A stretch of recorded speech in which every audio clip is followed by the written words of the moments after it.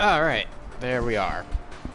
Stream is live and the chat should be working now. So, hello everyone, past and present, watching this stream. I am Printer1215, of course, and today I'm going to be playing a little bit of the LEGO NinjaGo Movie video game in celebration of the fact that tomorrow, the 24th, is the premiere of the Dark Island Trilogy Part 1. So, just going to be playing this for an hour and a half, 2 hours, something like that. Just chatting about NinjaGo, having a little fun, clearing up some trophies.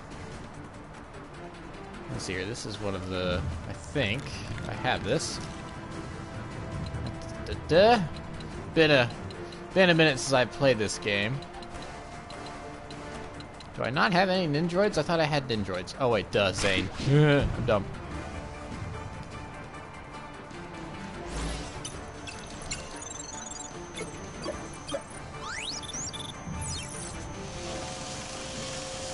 There we are.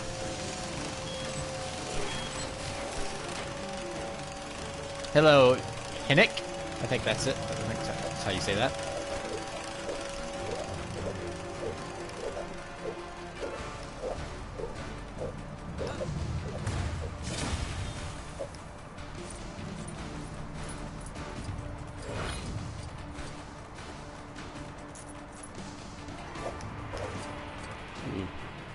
Okay, let's see here.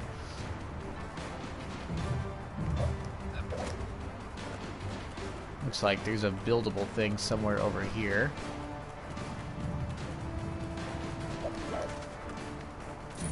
People would care if it was a big building. The sharks destroyed the miniature statue of the Tower of Power. Can you help me rebuild it? Gosh, I have a lot of studs. I'm just now noticing that up in the corner over there.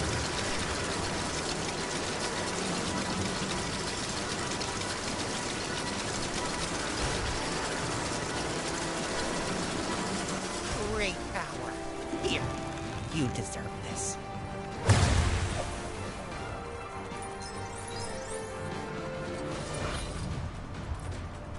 So it's occurring to me a second ago when I got that first gold brick. Did I call it a gold brick or did I call it a gold bolt or did I call it anything at all? Because I'm still sort of kind of in Ratchet and Clank mode. So I'm kind of like, did I just call it a gold bolt by mistake? Alright, who'd I get here? Oh, it's another shark guy.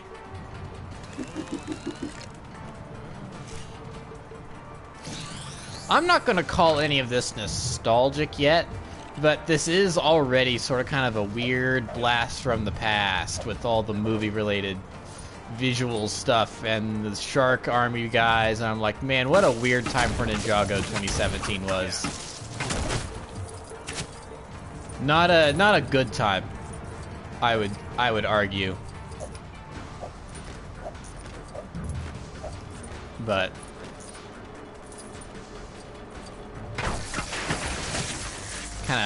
kind of weird looking back, but I mean, we got some good toys out of the movie at the very least.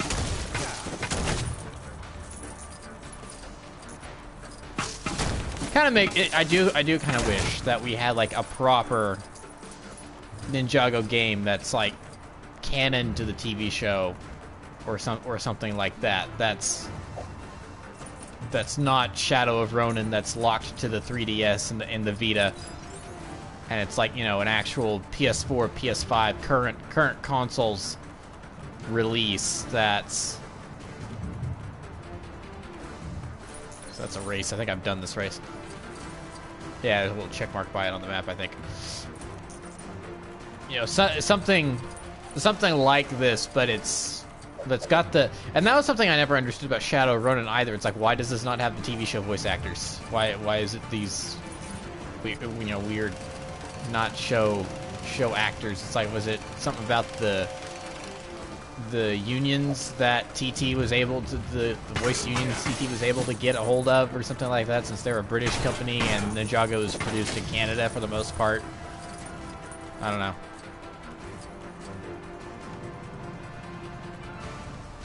What's this? That looks like that's gold, so maybe I need to hide here. Trump Bricks, I wish this game had the scene where Lloyd loses his arm.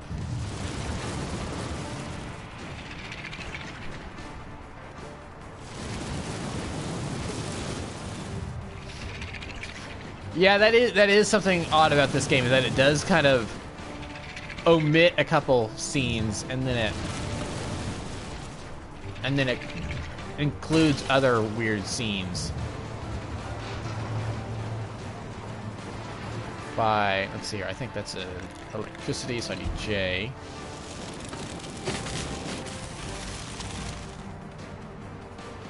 Oh, our guys, are you ready to join? Are you ready to enter Prime Empire?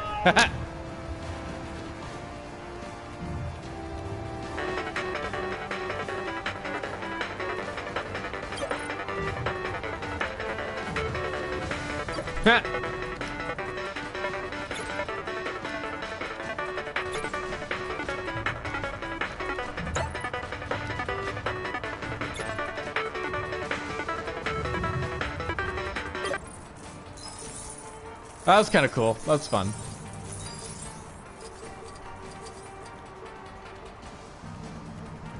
Fun little 8-bit weekend whip there.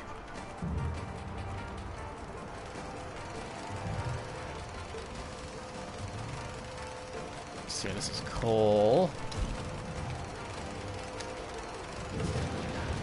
Yes, the Spinjitzu powers in this game where ninja don't actually do Spinjitzu, and instead they just basically throw their elemental powers at stuff. Probably makes sense. Way to mess that up, movie. Well, then again, the movie only mentioned Spinjitzu by name like one time in the first third, and that was it. And it's like, oh, they don't even do Spinjitzu, do they? Yeah, that's weird. Granted, it was called the Lego NinjaGo movie, not the Lego Masters of Spinjitzu, NinjaGo Masters of Spinjitzu movie. Hennick's Shadow of Ronin is my favorite Lego game. Hey, fair enough. I mean, I think we all have our favorites. I'm not really sure where I land on my favorite. I have played a lot of them. Not all of them, but I have played a lot of them. I'm somewhere in between the original Lego Star Wars, just for nostalgia purposes, Lego Jurassic World, because that was like actually a really good game. And I think Lego City Undercover.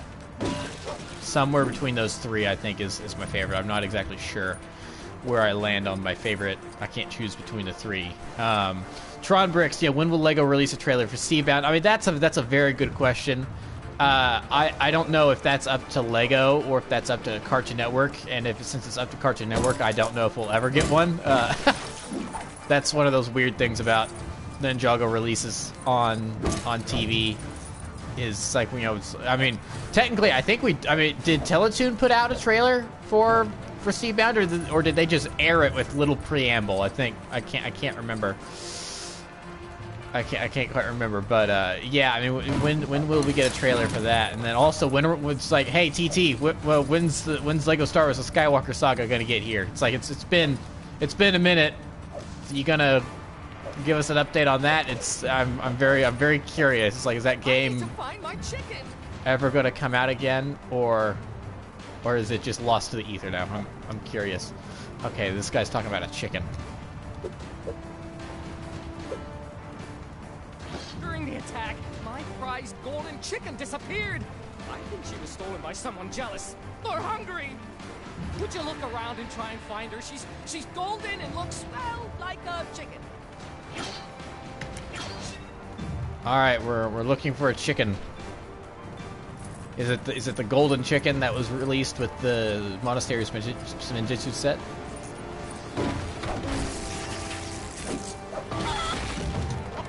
Okay, that's a chicken, but it's not a golden chicken. Hennick, do you prefer Master of the Mountain or Seabound? That's hard. That's a good question. I think maybe Seabound, just because I like Nia more than I like Cole. So that I think because of that, I think I like Seabound better. There's some. Yeah, overall, I think maybe Seabound is structurally a little better than Master of the Mountain. It's weird because they're both like really good seasons. They're both really good seasons. So it's weird to try to nitpick Master of the Mountain and exactly explain the things that make it worse than Seabound and why Seabound is better. But That's a little weird in that aspect because Master of the Mountain is a good season, but I don't know. I feel like maybe the focus, because Nia in Seabound has a lot of the focus, and they don't stray from her too often, where the story in Master of the Mountain was maybe split off from Cole a little bit, and maybe you can also argue that Cole doesn't necessarily have an arc in Master of the Mountain. He just gets focused, while Nia does have an arc in Seabound. So maybe that's one of the things that tips it over. But you know, both are really good seasons. So let's see here. What? Who has that? Is that Nia that has this weapon that I need for this? I don't recognize this tool.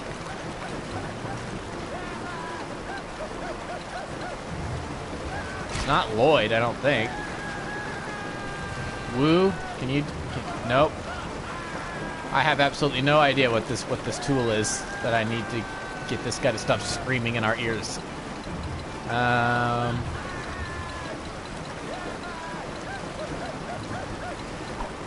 don't know, Moro, you got something? Nope, okay.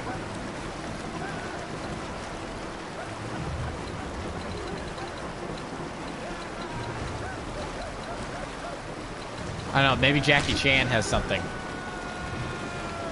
Nope, yeah, he has nothing. So you're a useless character in the movie and you're a useless character in the game. Got it, thanks.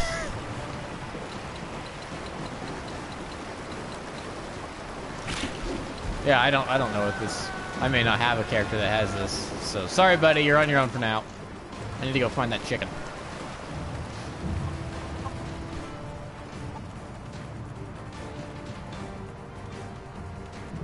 What the...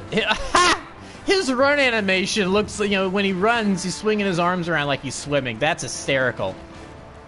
That's funny. Wow, that's... Okay, that's actually a fun little detail. Kudos, TT.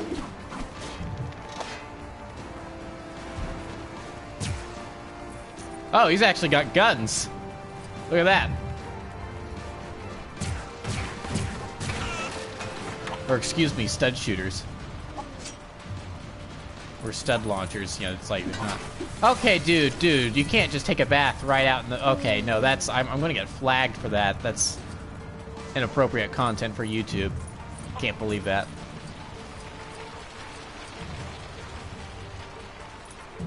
Alright. Come on out, chicken. Come on, camera, work with me here. Turn. Aha, it's the golden chicken. Camera. Camera.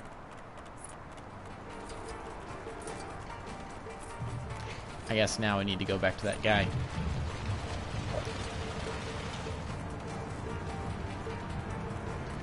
You found my chicken! Oh, I thought the next time I'd see her, she'd be a delicious meal. Here, take this.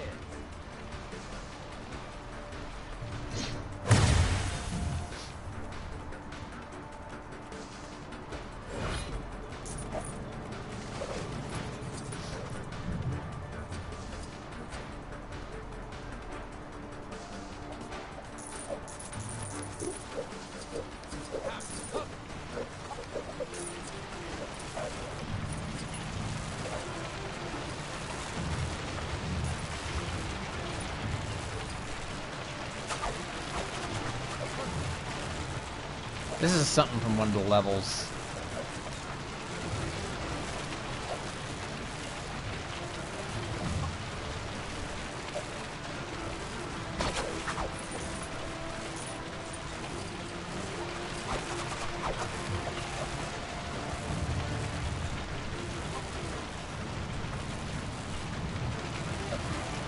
Okay, gonna ignore that for now.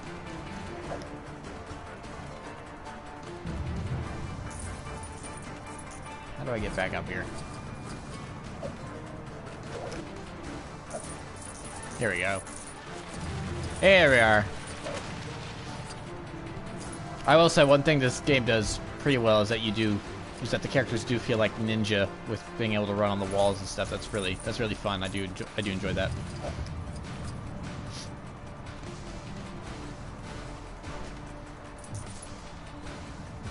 Okay, now I know this is Nia. Helps that I have the figure, so I know what weapon she comes with.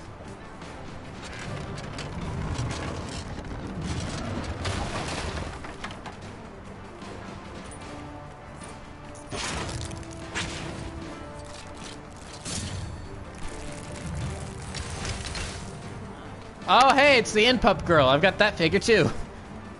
Do I have 2 of her? I'm trying to think. I've got 2. I've got.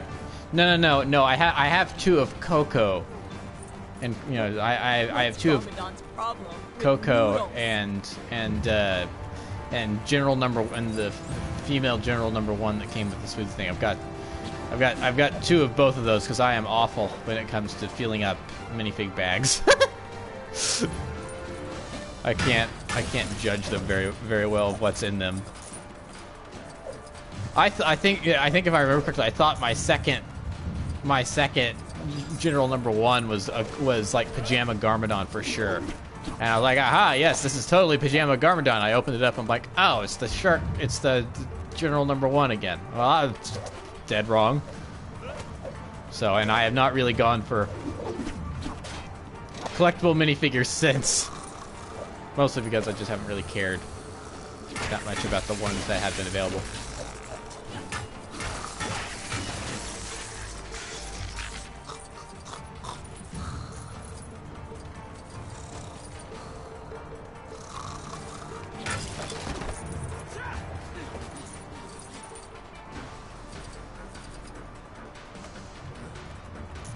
Okay, I guess that's not who I need. Okay, I guess the little thing. Oh, he just disappeared.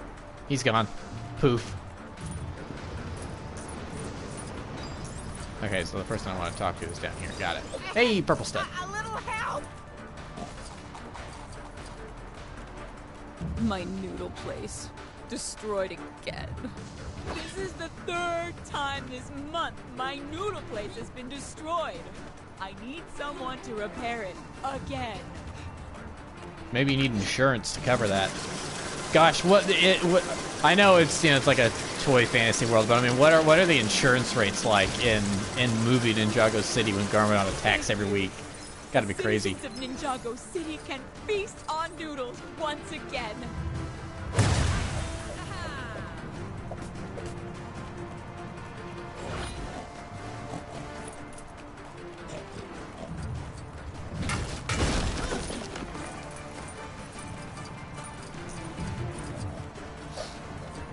So yeah, Hinnick, I see your points about Seabound. I mean, yeah, those are definitely some very fair points.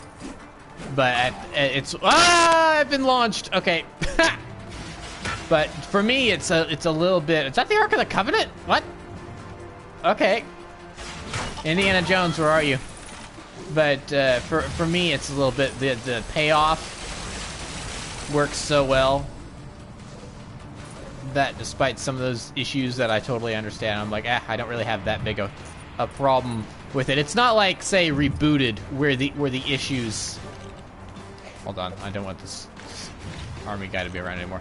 It's not like, say, Rebooted, where the individual small little problems really do affect the final solution and build up. For me, anyway. So.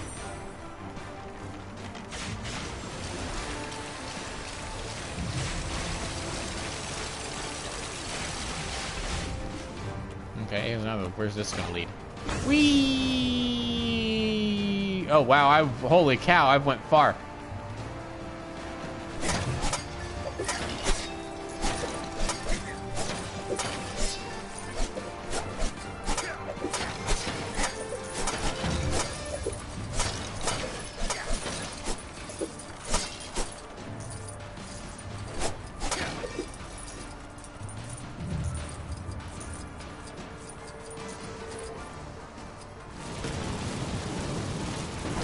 I will also say that some of those issues that are maybe a problem with Seabound, like I mentioned, that yeah, there's small little details that maybe don't pan out exactly right that are maybe a bit of an issue. I think those are also maybe not necessarily a problem with the story as a whole, but maybe a problem with the presentation in the fact that they're forced to be in 11-minute episodes.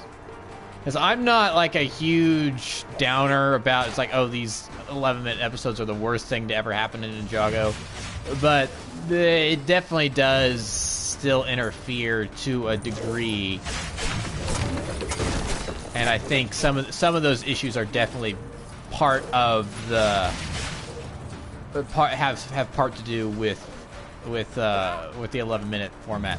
For instance, Jay forgetting that he has a scuba suit that he wore 2 episodes earlier, and it's like, I feel like if they had a whole 22 minutes, then then you have time for a sentence of, it's like, oh hey, the city's flooding, we need to get out there right now, we don't have time to change into our scuba suits, we just have to get into our vehicles and hope for the best. In that case, then there's your explanation. Time is of the essence. They don't have, Jay doesn't have time to change into a scuba suit, and then there's that issue in the last couple episodes resolved.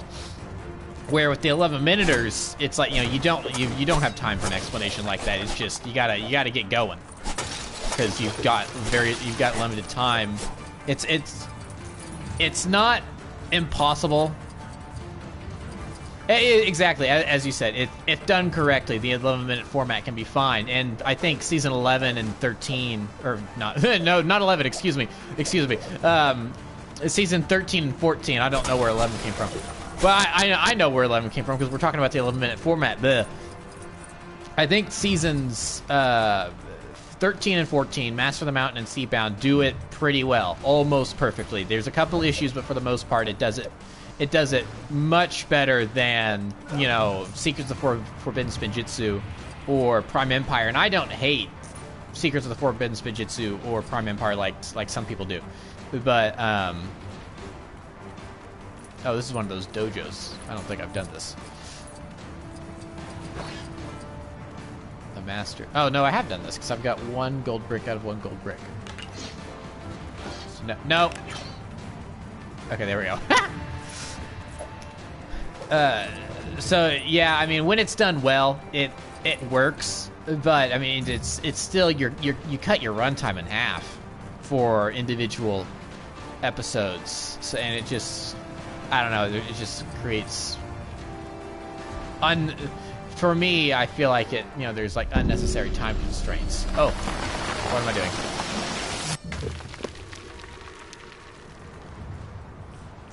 Okay, what's this? What have I just opened up here? A little training dojo, okay. Oh, training dojo that I've got to beat dudes up in. Got it, okay. I was not expecting to come under attack.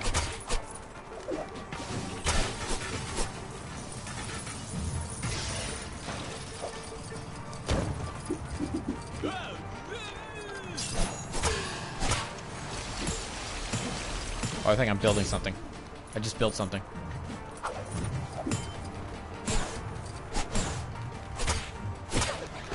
Ow.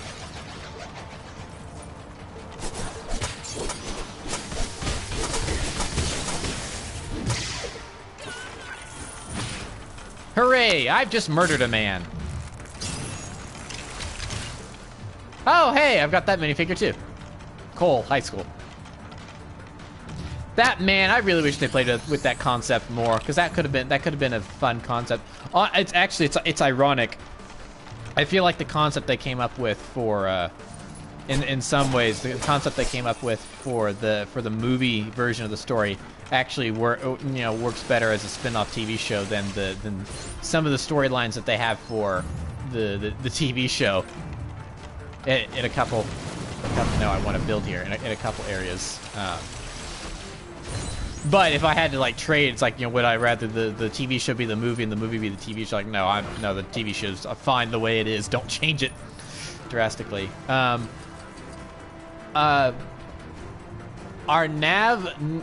Nagupali, I apologize if I butchered your name there. Who is your least favorite ninja? It's Cole. It's Cole by a long shot. I know that there are a lot of Cole fans out there, and I've even been called out on occasion in comment sections for being a Cole hater. I don't hate Cole. I actually like him a lot more than I used to, thanks to Master of the Mountain. But he just it's been said before, and it'll always be said again, is that early Ninjago, Cole really had an identity crisis because he was originally positioned as the leader of the group, and then Kai kind of took that position from him, and then Lloyd took that position from Kai, and so then Cole just kind of became a background character in terms of it's like Zane was getting a lot of good character work done with him being a robot. And then Jay got good character stuff done with him in season 1 with him liking Nia. One of the few times where someone having a crush on another character actually helps develop their story as opposed to it just being a character trait. It's like, all right, this person has a crush on this person, and they were never going to go further than that. The only other really good example I have of something like that happening is like Gravity Falls with Dipper's feelings towards Wendy, that eventually, helping him grow and stuff like that in the finale, the last couple episodes. It's like, and Kai, he had a lot of good character work done with him, learning that he doesn't need to be the Green Ninja.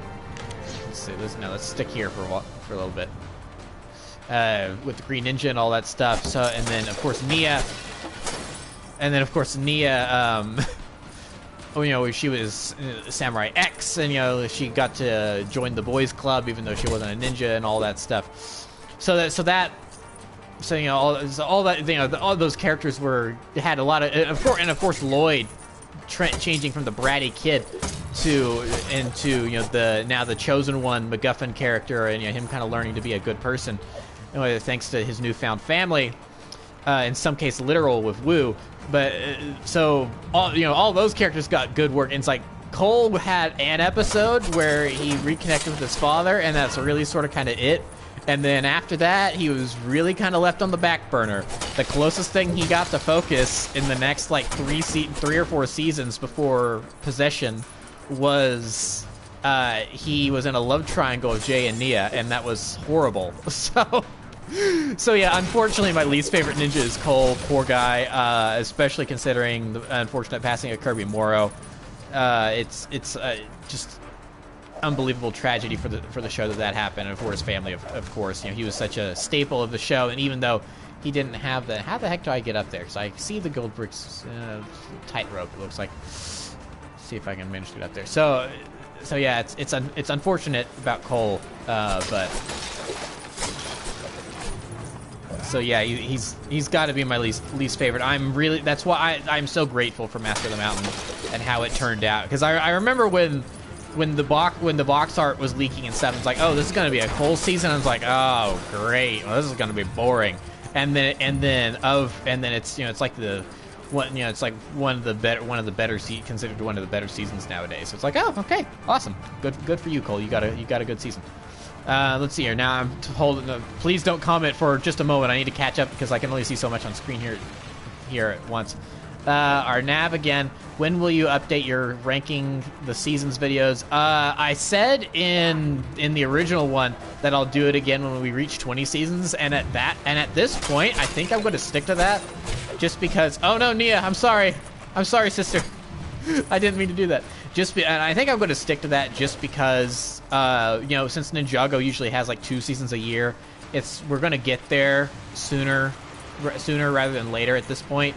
So I might as well do it, just cut to the chase and do a whole ranking all 20 seasons video. And then it's like the ones on the lower end I probably won't have to talk much about because Rebooted is still going to be pretty close to the bottom. I can say right now already that unfortunately I feel like Prime Empire is probably going to be pretty low too, which is unfortunate because that season has so much style, but it's kind of an unfortunate style over substance thing where it has some issues I'm honestly really considering at some point making a whole video dedicated just to Prime Empire because I rewatched it like 2-3 months back when I was working on Dark Island, and I was doing a bunch of rendering stuff where I couldn't use the computer because it was rendering stuff, and so I couldn't do anything. So I just pulled up my phone and rewatched Prime Empire while I was waiting on stuff to render. See, there's the tightrope. So do I need to, or no? It's like, how do I get up there? So I've got some interesting feelings on Prime Empire. But yeah, I think I'm just gonna wait until there's a whole 20 seasons, just so that way, you know, it's a nice round number. I could do it now, I guess, technically, because if you want to count, if you want to count the island as its own season, which I don't think we should, that's more of a special, then that would make Seabound season 15. So I guess I could technically do a best of 15 seasons with those, but I don't count the island as here we are. Okay, where's one of those shooty shoot characters?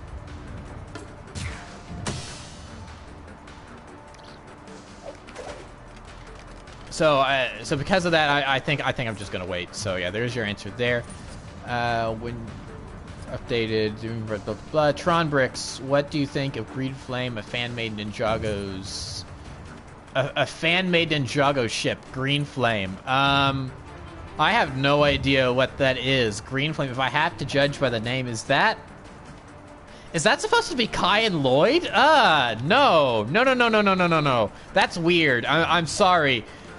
That's one of those things, like, shipping Lloyd with the other ninja is not something I understand, because I know aged up magically and stuff like that, but Lloyd was this, you know, started off as this annoying kid character for the other ninja. So they really, so I feel like that between all the ninja, you know, they probably all see him as like a little brother character to them. So it's like, no, I don't get that. And so, sorry, Henrik, I'm going to skip you for a second and just move right on to Blues. Blues, I ship Lloyd and Nia. No, I don't, no. I'm not in agreement with that either. Because it's like, again, you know, in late season 1, early season 2, Nia was definitely a big sister character to, oh no, I'm stuck. Oh no, I'm stuck. I gotta slide the other way.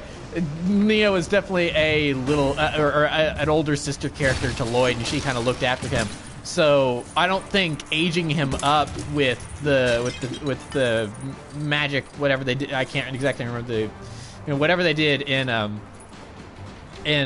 Child's Play. It's like, that's not gonna, no, don't, I don't condone shipping Lloyd with any of the ninja. I'm sorry, that's just weird and sort of kind of icky to me.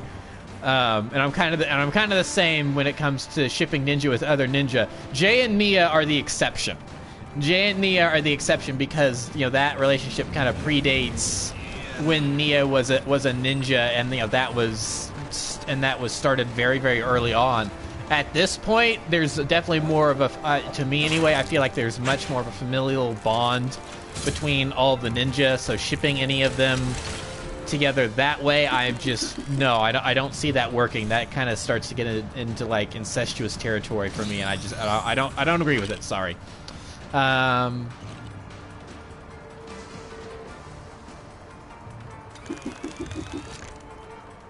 see here. Appleton, what's your favorite character in the game? Mine is Golden Lloyd. It's the only character left I need. I don't know who my favorite character in the game is yet. I don't have, I mean, as we can see here when I open up free play, I have close-ish to half, somewhere in there. I mean, Lloyd is kind of my go-to for right now, even though I'm not playing as him. I want to get a lot of these legacy characters from the show. And it's like, you know, here's Classic Kai. I was using him earlier. You got some of the ghosts here. I don't have any of the Nindroids yet, like Cryptor and stuff. But Garmadon's fun. I really like Garmadon. He's just this cool, imposing figure. This is honestly my favorite Garmadon design. Out of all the designs Garmadon has had, I think Sons of Garmadon is a close second. But that's partially because Sons of Garmadon had, you know, takes so many cues from this Garmadon. I like the blue cloak that he wears here, and just the overall design. It was such an improvement over his early design from season 1, from the pilots in season 1, which wasn't a bad design, but I thought at the time it was a little generic. I have more of a fondness for it now because it's nostalgic, and we've gotten all these other designs for Garmadon, but this design for Garmadon is just so good. Glucko, am I the only one who thinks that Teenage Mutant Ninja Turtles is Ninjago before Ninjago? I'm not sure if you're the only one that would think that there are similarities. A lot of people have also pointed to Ninjago being similar to Power Rangers. Ninja Turtles and Power Rangers are both something that I have never really been able to get into. Why do I have a fire symbol here? What can I burn down? What can I burn down here? I've already done that. Okay, I know I've already done that. So I think it's definitely. I think it's definitely not strange to think that, because there are certainly a lot of similarities. So it's a team of younger heroes. They've got the wise mentor and stuff like, and you know, they have the villains that maybe, from my limited knowledge of both TMNT and okay, what do I do here? And Power Rangers, it's sometimes the villains maybe are a little more sympathetic. It's like maybe they're not completely bad, and of course there's especially with both TMNT and Power Rangers, there's that Asian influence, because of course Power Rangers is like ripped straight out of a Japanese TV show, and then they just film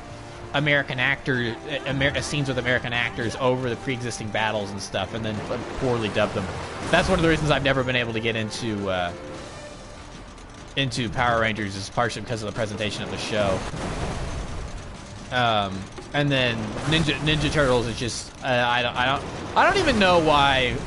I actually, strangely enough, know a lot about Ninja Turtles for caring nothing about it, but that's just because I'm a fan of Rob Paulsen, who's voiced like half the Turtles, and he was one of the original Turtles, and then he voiced one of them in the Nickelodeon reboot from 2012. I think is when that show came out. So I actually know a lot about the Ninja Turtles lore just because of knowing a lot about Rob Paulsen, following his voice actor podcast. So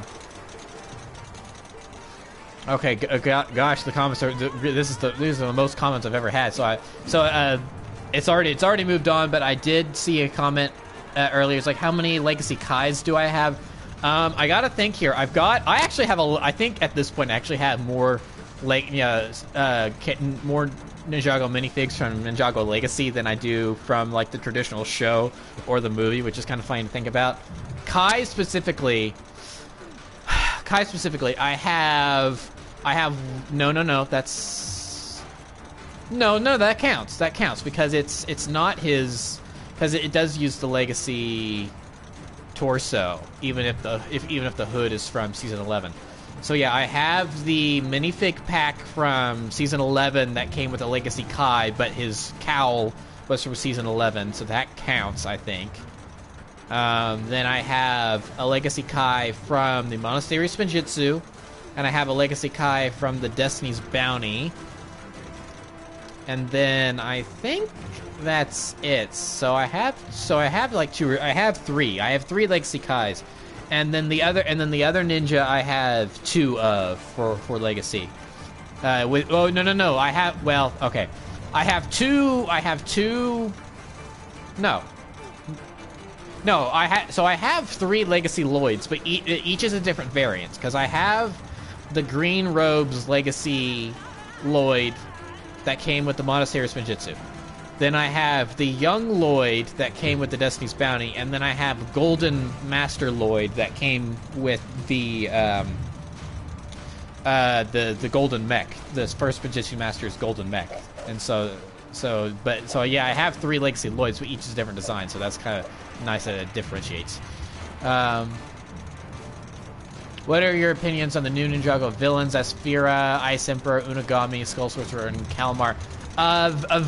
For the most part, okay, I'm tired of this noise. For the most part, a very nice selection of villains, I feel like. I know a lot of people got tired of Asphira very quickly with her whole revenge thing, but I don't know, something about the voice acting and the delivery of the voice lines and her design I thought was just really cool. I liked her. I actually hope she does come back. It's like her motivations were maybe a little simplistic for some of the other Ninjago villains, because yeah, revenge is not, especially like a couple of Ninjago villains that have repeated, like Garmadon and the Overlord. You know, they've had similar things where it's like revenge is kind of on their to-do list. So yeah, revenge was not the most complex of motivations for Asphira, but I think it worked pretty well. I think honestly Asphira works better than, let's say, the Time Twins, but that's more or less just because season 7 is not written very well. I feel like the Time Twins would have been much stronger if the Hagmans had been in charge of that season. They hadn't been off working on Troll Hunters at the time. Blame the movie delay on how that season turned out, of course. Let's see here. Who's next? Ice Emperor. Ice Emperor is such a good concept of Zane being brainwashed, his memory being erased and stuff, and then him turning evil. But it's the kind of, it's, you know, Messanak from TTV pointed this out, and I can't help but agree, because it's like, yeah, that's a good point.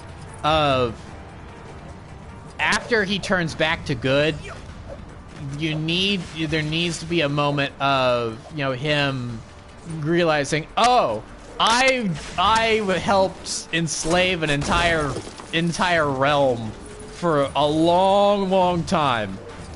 There kind of needs to be I feel like there needs to be some ramifications from that, a moment of introspection where Zane goes, man, I am going to be haunted.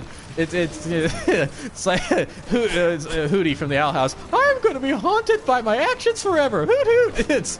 There kind of needs to be a moment where he realizes that, but there's nothing. He's just like, oh hey, woo, it's good to see you. Pixel, here, let's make out for a bit. I'm happy to see you. So that was kind of They could have done better with that. So that's unfortunate. But otherwise, that was a really good concept. That unfortunately, but season 11 is a growing pain season. It really is.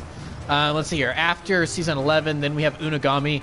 Again, Unagami, fantastic concept, and honestly, I feel like his theme, because this is one of the things where one of the reasons I want to do a whole video on season 12. Instead of just leaving it to the shared video of season 12 that I made in conjunction with season 13, is that after rewatching it, I noticed so many things. It's like the style, again, it's that style over substance thing. The music in season 12 is arguably the best music that Michael Kramer and Jay Vincent have ever composed for the show. And I think that is a bold thing to say, because they shift to so many different styles. You know, they shift to like, here's some video game sounding things. Excuse me. Here's some video game sounding things. Here's our traditional orchestral NinjaGo score. It's really good. And Unagami's theme, they are able to shift it and change it around to where it's threatening, it's scary, it's ominous, but now it's sympathetic, now it's childlike, now it's charming, now it's emotional. They do such a good job with that you know, just listening to it, it's like I'm feeling the emotions that they wanted me to feel during that finale, where Jay is going, it's like your creator abandoned you, my creators abandoned me, we're the same that way, where that sort of kind of felt like in the actual show that came out of left field, and the music is trying to get you to feel things, but it's not really working. But then when you just listen to the music, it's like, oh, this is working really well. So Unagami is a great concept that unfortunately just was not handled very well, and that's because season 12 was another growing pain season. Season 11 and 12 were both growing pain seasons, and then recently they've been hitting out of the park a little bit more. Moving on from 12, we get to 13, Master of the Mountain. That is Skull Sorcerer. Skull Sorcerer is great. Maybe again a little bit more basic in execution, in terms of, he's just mad for power. That's also one of those things where, depending where the Venge Stone plot goes, I feel like that's one of those things where it's like in a year and a half we maybe look back on the Skull Sorcerer, and he's got more depth to him, because when we eventually find out who the Venge Stone buyer is, it's like, please be Nauticon, please be Nauticon, please be Nauticon. So yeah, I really like the Skull Sorcerer. His theme is great. It's scary. That dun dun dun dun dun dun dun dun. It's just awesome. It sounds really cool. His whole design, I love. It's one of those things where it's like, okay, if the minifigure looked a little bit closer to the show counterpart with the mouth on the mask and everything, I might get like the Skull Sorcerer's Dragon set with Griefbringer, just so I could have that minifigure. And of course, that set looks really awesome, but it's one of those things like, oh, I don't have room for this on my shelf, so I have to kind of leave it for now. Skull Sorcerer is great. Let's see here. After that, after season 13, who's the villain of the island? Is it? It's not Chief Mammotus. Is it Clutch Powers? I don't. Is it Ronan? I don't know. I suppose at this point it's fine to spoil that. I don't know. I don't know who the villain of the island is. And then Kalmar is a top 3 villain. I feel like, you know, moving on to Seabound. Kalmar is an easy top 3 villain. He was executed so well. He very easily towed the line between funny and threatening, where it's like, for the most part, you know, early on he was very clearly threatened. It's like, I don't know, there was just something about in early episodes of season 14 or just Seabound, if you know, it's like at this point yeah, it's probably a better idea to just completely ditch the season numbers, because it's getting confusing, so just call it by the subtitles. So yeah, early episodes of Seabound, you know, that we didn't really have much backstory on him yet or anything. He's just this threatening presence. But the way what's the voice actor's name? Giles Patton, I think is his name. The way he portrayed Kalmar and the way his dialogue was written, just you know, walking into the throne room with Bentho and his father, and just immediately, saying it's like, yes, father, and Bentho going, brother, and then going, yes, brother, adopted brother, under his breath. There was just something about that portrayal and the way he was written and the way he carried himself through the voice acting, that even though this is a character we'd seen for maybe 5 minutes at that point, and this was really still kind of his introduction, I kind of felt like we had known him for a long time, where it felt like one of those natural characters that was lived in, and it's like, yeah, this is a character that has a history, and he's not, you know, like brand new, that I immediately know what this guy is about after having seen him for a very short amount of time on screen, which is I think is a testament to both the writers and the portrayal of the character.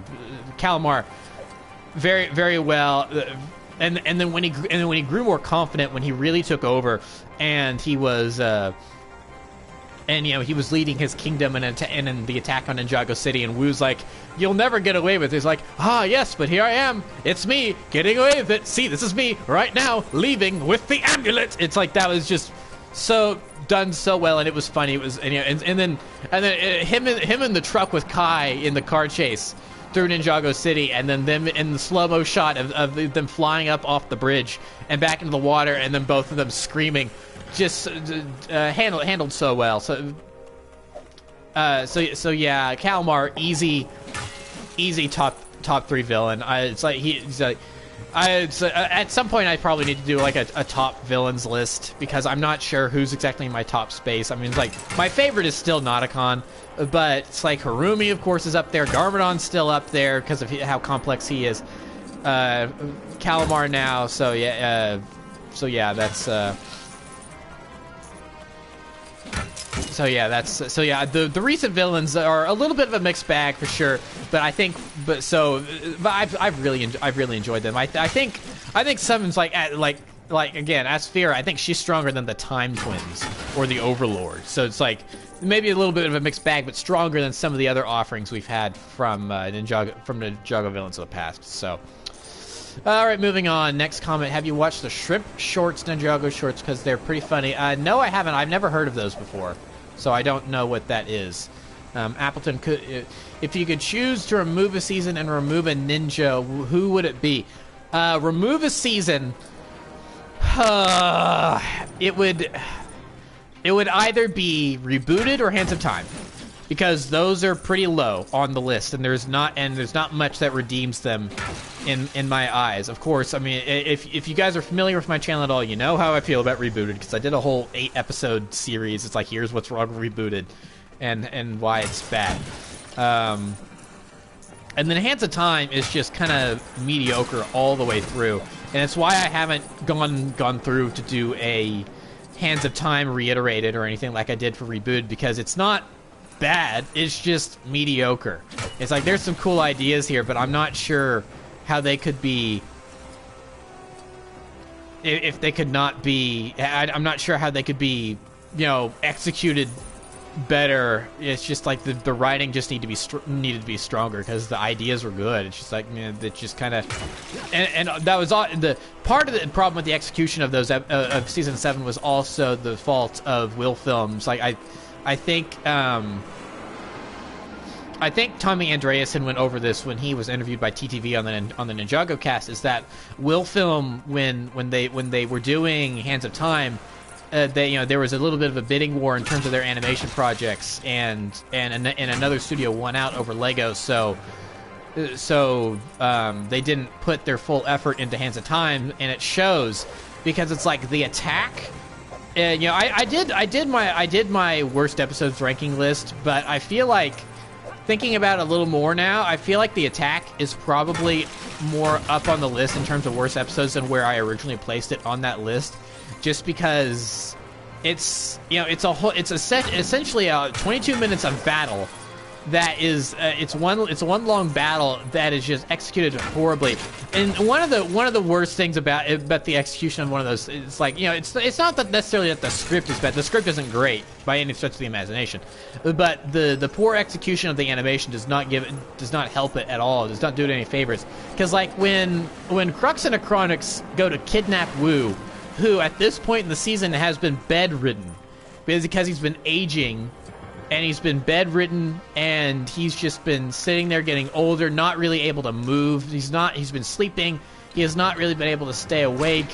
And then now all of a sudden, and then the Time Twins go to kidnap him, and they force him. This is hysterical to me. They force him to climb the ladder up to the Vermilion attack chopper or whatever, and he's freely able to climb it of his own volition. And it's just like, wait, what? How? That doesn't make any sense. It's just hysterical. It's hysterical how bad it is. So yeah, so it would have to be rebooted for Hands of Time. And if I had to remove a ninja, I mean, it's Cole. Going back to what I was talking about a few minutes ago, is that he was just kind of a non-character for such a long time, and it's just, which is unfortunate. But it's like, yeah, it would have to be Cole. So. Gosh, I'm really missing some of these things going on my diatribes. I see something that says, should Dareth get, and then okay, so you accidentally hit enter and asked it again. Should Dareth get his own season?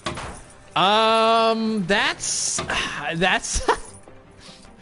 considering Dareth is a comic relief character and he's a side character at that.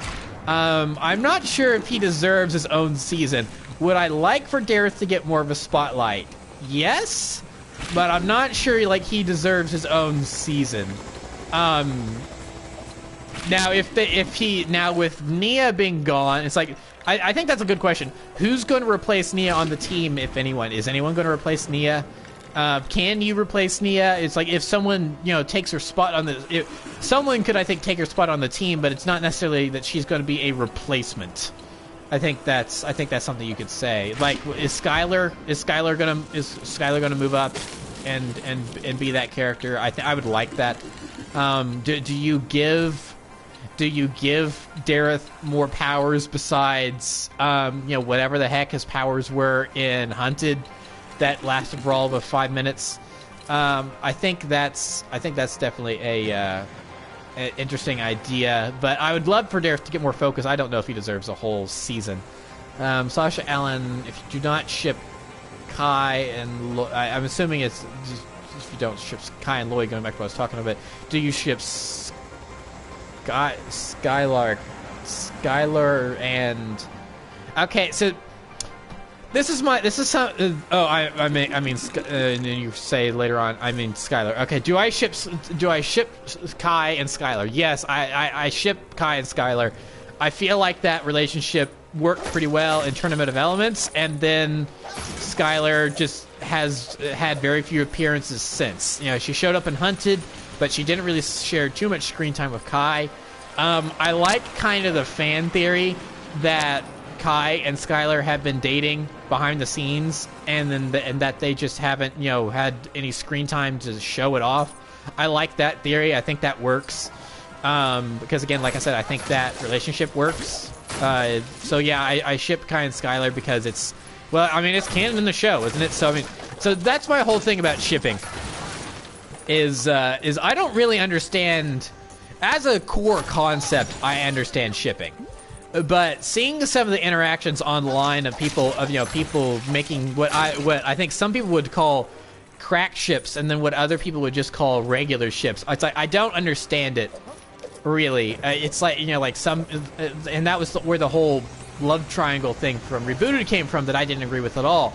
Is that it's like, oh yeah, Cole and Nia would make a great couple. It's like, they haven't even had a solo conversation before. What are you talking about? How can you, these characters who've never met before, how are they suddenly so compatible? It's like, maybe I guess looking at some character traits or something, you could say that, okay, maybe these characters could be compatible if they were to meet, but I'm not sure you can just immediately jump into saying, they're a good ship when they haven't met before. Maybe they're compatible, maybe, but it's like, and so I see a lot online where some people are, ship these characters together, and I see fan art for certain stuff from other fandoms that's outside Ninjago, and I'm like, wait, hold on a second. These characters, this is a character that was in one episode of the first season 5 years ago, and you're shipping them with this character that's a mainstay that's been around. It's like, why? These characters didn't even meet. So what? It's like, why are you shipping these characters together? I don't understand it. I really only ship characters together mostly whenever the show ships them, when it's a canon ship. If it's a canon ship and it's an actual, it's like, because but there's a caveat there, is that it has to make sense. It's like if Cole and Nia had become canon without any, and she had ditched Jay, and and Cole and Nia had become canon, and there had been no, and they had made no big deal about it afterward, and they had no scenes together after that, but it was just like a footnote on the wiki that, oh yeah, Cole and Nia are a couple. It's, and they had where with, and it was sort of, and I will admit that it, for a while in like season 2, it was a little bit like that, and then once they got together again after Skybound, then yeah, it was a little bit of a footnote there as well. But there were still moments where it's like, it wasn't necessarily overly, I'm going to go somewhere else now. It wasn't completely overly important to the plot, but at least there were moments that reminded you of that, and it did inform their characters on a couple of occasions to where it worked. So if it works, then yeah, I'm good with it. But it can't be like, again, a crack ship where these two characters are compatible and all of a sudden a show says that they're a couple. Thankfully, I haven't really watched any shows or movies where that's really big. Okay, no. I'm going to take that back. The one example I have of this doesn't work, and I don't understand this, is Bruce and Natasha from Age of Ultron, Avengers Age of Ultron, where they tried to get Black Widow and Hulk together. And I'm like, I guess I maybe see this working on paper, but it just came out of nowhere in Age of Ultron, and it was never really expanded on again, and that was kind of it. Like, okay, great. I guess that was like a whole subplot that was completely worthless in this movie. So yeah. So yeah, let's try out one of these dojos. I haven't done many of these dojos, so yeah, that's kind of my position on shipping. I find some of the act of shipping in a lot of cases kind of weird. So, Dark of the Moon. No, that's Transformers related. Day of the Departed or the Island. The Island, easily. The Island is kind of mid tier, kind of meh, has its issues, but it is miles better than Day of the Departed. Easily, miles better than Day of the Departed. Day of the Departed is just like, Vermilion. It's the rise of the Vermilion. I guess I'm fighting the Time Twins here. I am detecting a high percentage of organic volatiles in the atmosphere. Translation: this place stinks. Blech. Hey, what are they doing here? Get him! Man, the voice acting in this game is just really bad. So yeah, that's kind of some of my thoughts on shipping. I find it kind of weird at times. I mean, when it makes sense, it makes sense.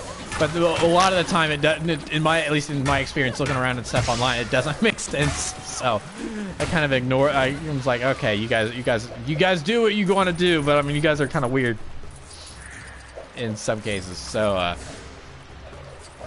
let's see here, and then I think that's, and oh no, wait, I had moved on. I had moved on to Day of the Departed or the Island. Yeah, the Island easily over Day of the Departed. Day of the Departed, I didn't. Day of the Departed was just such a jumbled mess. There you are. Oh, okay. Thanks, Zane. Take my combo from me. Why don't you? Day of the Departed was just such a weird mess. And it kind of makes sense considering the fact that it had to come together so late in the game, kind of at the last minute. And of course, a good tie-in to what I'm playing here. It's it's like the Lego NinjaGo Movie game. So the fact that the movie had been delayed and they didn't have any products to launch in late 2016, that they had to suddenly come out and make stuff. And so then we got Day of the Departed out of it. I mean, and it's funny because Day of the Departed is almost sort of kind of Ninjago Legacy before Ninjago Legacy was a thing, and it's something that when Legacy started up, I'm like, oh, we're doing this again? Okay, it's but I think Legacy is kind of doing it a little better in some areas than Day of the Departed did, because Day of the Departed was like, yeah, there's some revisited villains and set designs here, but there was also some unique stuff. Like Ronin's salvage mech, and we got Zane's titanium tumbler, which was based off of a design that never got a set from Rebooted, which was kind of cool. 'Cause I always like when stuff is made for the show that doesn't get a toy, and then it eventually does get a set made out of it because the designers go, oh no, this is kind of cool. We should do something with this. I do like that. I think that's cool. That's nice. So yeah, the island over. Oh no, I got eaten by an alligator. So yeah, the island over Day of the Departed easily. And then it's just like, I mean, I said it in a couple of my videos before, but I mean, it was a special about Cole that forgot Cole was a character. And then, and honestly, I mean, let's face it, at that time, Cole being a ghost was the best thing that happened to that character, which is weird to say, but it made him infinitely more interesting than he had been for years at that point. And then Day of the Departed undid that. So it was a, oh, why did you do that? So I don't know if maybe it was always a planned gimmick that we only wanted to do this for so long, or if maybe Lego was like, okay, Ghost Cole isn't selling well, turn him back to normal. Or so I don't know about that, because I would love to hear Tommy talk about the decision to turn Cole back human from a ghost, if that was a marketing thing, if higher up Lego said that, or if that was always the plan for that to be somewhat temporary and only really last a year. So I would be interested to hear him talk about that. Moving on, Day of the Departed or Rebooted. Man, that's harder. That's really harder. No, alligator. Stop it, Bad Vermilion. You weren't cool. Go away.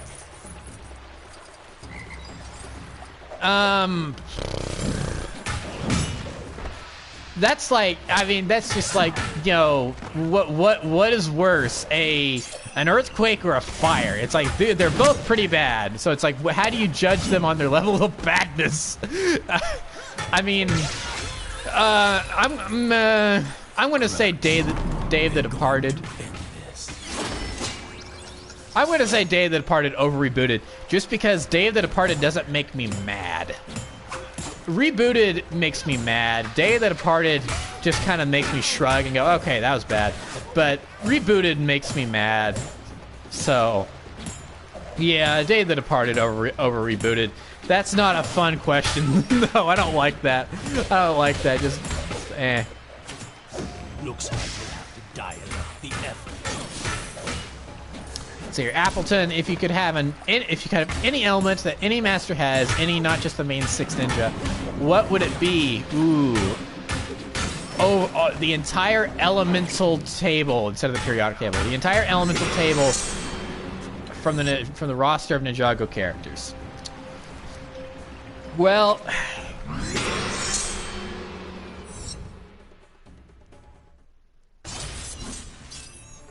I think an easy question, or excuse me, an easy answer for that would be speed. Griffin Turner's power. Just because, you're able to move around. I mean, it's speed. I mean, it's like you're the Flash, you're Quicksilver. I mean, that's a popular superpower. Flying around, speed of sound, stuff like that. Being able to move fast. That would be fun. I mean, now I would also kind of like to have fire, because imagine you're out for a walk and it's getting late, kind of getting dark. You don't need a flashlight on your phone or anything. You just with a flick of your wrist, there's you've got a flame in your hand. That's that would be handy. Some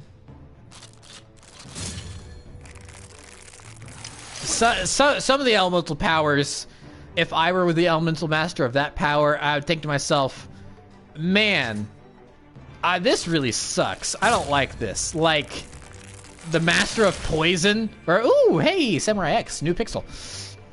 It's like who? I mean, who? It's like the Toxicita or whatever her name is, the elemental master of poison. That was really dumb. I mean, it was cool that she was a crossover with Ultra Agents, which was out at the time. I question kind of why they did a couple crossovers with Ultra Agents at the time, but hey, Lego got a Lego and cross promote their toys. It's like, why didn't Ultra Agents ever get a TV show? That would have been a cool TV show. There's a lot of Lego themes where I think, why did Chima get a TV show but this didn't? So, it's like not Moro. Whatever the Master of Mind's name is, I'm blanking on that all of a sudden. Well, no. Okay, hold on a second. No, the easy answer. Skylar, Master of Amber. You just get to steal everyone else's powers. I mean, come on. That's so easy. It's like, I mean, it's like the genie thing. You can't wish for more wishes, but there's no wish against wishing for more genies. So you can just wish for infinite genies, and then you have ultimate power. It's like, but of course, Nada can't be careful what you wish for.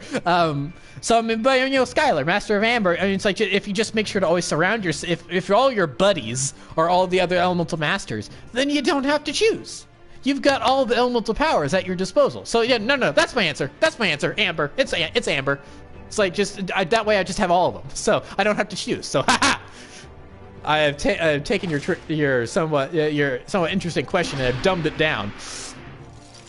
But your answer was Master of Metal, Karloff. I mean, that's an interesting power. It's not something that I would necessarily want, but I do kind of like it just because I like Karloff. Karloff's such a fun character. It's like more elemental. The elemental masters need to make a comeback. They really do. We saw them in Hunted last time, and that was 2018. So it's been a couple years. So it's been about as much time as it had been from Tournament of Elements to Hunted, I think. Because let's see here, that was 2015. So 2015, 16, 17, 18. So yeah, it was 4 years. So it's been 18, 19, 20, 21. So yeah, next year it'll be 4 years. So it's almost been as long between Hunted and where we are now that it's been since we've seen the Elemental Masters. So I think they're due. I want to see the Elemental Masters back, Karloff especially. Now Karloff is one of the exceptions because Karloff did have more appearances than some of the others, like Griffin Turner. It was like Griffin Turner in the background of Skybound in a couple places. So they had little cameos here and there, but Karloff did have somewhat of a role in season 7, which is nice. But I would like to see all of them back because it's always fun to see the Elemental Masters hang out. And it also is one of those questions like, why aren't these guys helping out more? It's like, why is it just okay, Lloyd, what are you doing all the way back here? Why is it just the ninja that have to save the day? That is one thing where I'm like, can we get a spin-off show of the Elemental Masters? I think that would be really, really cool if we got like a spin-off show for the Elemental Masters that kind of explain, like, maybe the Elemental Masters take care of more some of the street level of the street level crime, like your typical bank robbers, because like the ninja go after people like the mechanic, and now this what's her name, Misdemeanor, which is a hysterical name. I love that name for a villain. It's hilariously on the nose, I feel like. So I really like that. So it's like they go over some of the more higher ups, but in terms of like, you know, typical bank robberies and stuff like that, I think it'd be interesting to see if, you know, if the Elemental and especially when the ninja leave to go somewhere, like, you know, it's like, oh, we're gonna go off to Shintaro and have an adventure. You know, we're gonna go to the bottom of the ocean and have an adventure and hopefully not bring back, you know, an army following us in a quest for vengeance, which, that happens. Oopsie. So it's like, what happens when, you know, where's this gold brick? I see it on the map. It's like right in front of me. So I would kind of like to see, it's like, what do the Elemental Masters get up to? That'd be fun. Let's see here. If they had a Civil War type fight, just imagine Skylar versus Lloyd, two of the most powerful. Yeah, that'd be interesting. I feel like we are going to get Ninjago Civil War at some point. It's such the good guys splitting up and picking sides and fighting amongst each other. That's kind of a superhero type trope at this point. And I mean, Ninjago is kind of a superhero show. I mean, it shares a lot of things in common. It's not. Yeah, it is. I mean, it's superpower. They're superpowered people. I mean, it does a lot of the same things. So I feel like that's fair to say. Is it either? It's the gold brick. I don't even a throne. Is this game of bones instead of this Game of Thrones? So yeah, that'd be kind of fun. If every ninja dies except one, who would it be? I mean, the answer is that will happen eventually, and the one that will be left standing is Zane, because he's an android. He's got that super battery, so I think he and Pixel are going to outlive like everyone. So it's like, that's kind of one of the legacy shorts that I kind of wish had happened. That could have been cool, where it's like 150 years in the future and Zane and Pixel are now kind of the senseis, they're the masters, and they have and they're training like the grandkids of the original ninja team from the show. I mean, that's something that has been talked about in the community before, is that, you know, maybe at some point Ninjago needs to move on from these characters and move on and have it be the kids of the ninjas. It's, you know, it's like, and, you know, a lot of this was being said before Nia up and died. It's like, you know, it's like one of, it's like two of them are brother sister. They are, you know, the master of lightning and water. You know, they took over the mantle from Jay and Nia. It's like, you know, does Kai get with Skylar, and they have a couple kids. So, you know, and then something like that. It's like how does Zane pass on his powers? That's down the mine digging for power crystals, which are totally worthless. When I thought I heard a creepy noise. Will you go down to the mine and get the totally worthless crystals for me? I don't think these crystals are worthless. Just a hunch. But yeah, I think that's definitely something they could do that could be interesting. But whether or not they ever do that, I mean, we had the answer. And I've just jumped to my doom. But I mean, we had the answer. We had the answer. Zane and Pixel will be the last one standing, just based on the fact that they are. Oh no, wait, I need Nia for this. Just based on the fact that they're ninjroids, they will outlive all the ninja, and it will be sad when they have to watch their friends grow old and die. So, not to get depressing or anything, but yeah. So there we go. Let's see here. Who would be the last ninja? You should use a Chronix in the game for extra speed. Oh, that's interesting. I hadn't thought of that. And then Rajipa22 NASCAR. Hello. Welcome to the stream. It is good to see you. Got a pretty good turnout today. I gotta say, I'm surprised. I stream on the occasion, but no one ever really tunes in for the actual stream. Now maybe that's partly because I never announce it. It just kind of happened. Ooh, that's a snake thing. I wonder. I don't... I have a Sidus here. Aha!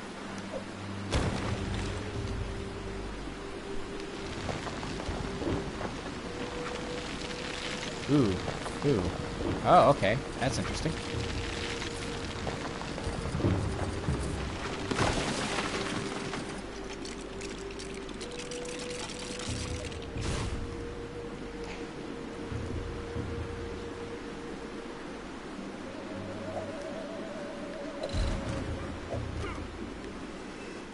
Master of Mirrors. Interesting.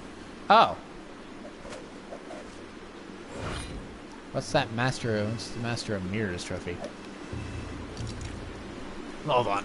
Let me pull up my handy dandy PlayStation app here on my phone, so that way you guys don't just see a blue screen that says no signal or anything here. Let's see what that trophy is. No, I don't want to. I want to go to my trophies. I hate that they updated the layout on this app. All right, here we go. NinjaGo Movie game.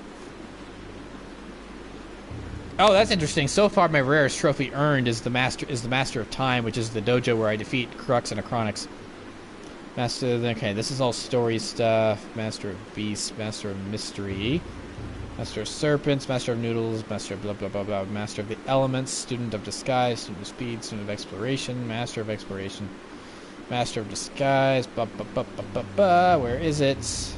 I just saw it pop, so it's somewhere up here. Master of Creation, Master of the Red Arts, Apprentice of the Good, Master of Completion. No. Have I not? Oh yeah, I haven't created a customized character yet. That's Master of Collection. Modes, resources. Oh, here we go. Master Mirrors. Play as any of the ninja and their classic variant in the same party. Oh. Well, wait a second. Why did that pop? Because that's weird. Because I'm playing as Cole and Kai, but before that, oh, you know what? I bet happened. The AI took over Acidus and just went through the character select and went through Movie Kai while I was playing as Legacy Kai, but I didn't see it on screen because it was because I was climbing, so it was kind of off in the corner. Got it. I think that's what happened. Okay.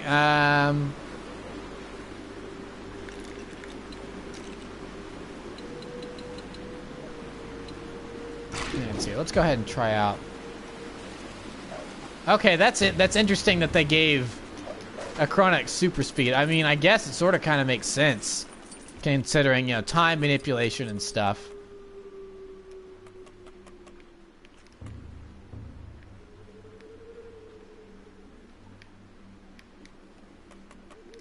Can I use him here? These things are kind of... Oh, wait, hold on. Is this supposed to be for the power of green? Yes, okay, it's the power of green.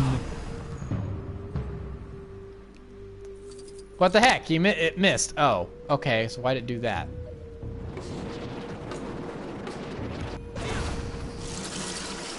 Okay, that time it allowed me to hit it. There we are. Hup, hup, hup.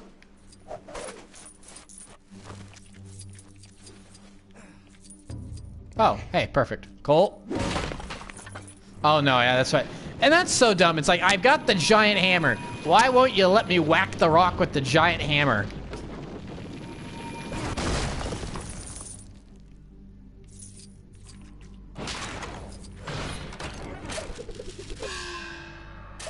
New Ancient Scroll, which is this version's game of the red bricks. Master of Elements. Okay. Let me check this out. Wall of Ingenuity, Ancient Scrolls. Master of Detection, Master of Summoning, Master of Speed, Fast Build and Interact. Invincibility. Ultimate Spinjitzu. Master of the Elements, Ultimate Spinjitzu. What does that do? So does it... I mean, based on the name, I assume that maybe means that I can just use any spinjitzu on anything. So if it's like as playing as Cole, I could fill up one of those water things that I'm supposed to use Nia for. I'm not sure I like that. That kind of breaks the. Oh, I just fell to my doom again. That kind of breaks the whole. I mean, well, who am I to be complaining about canonicity in the NinjaGo movie game? It doesn't follow his show, so like it matters.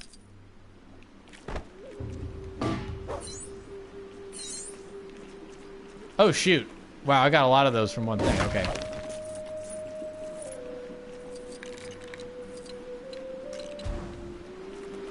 I am speed.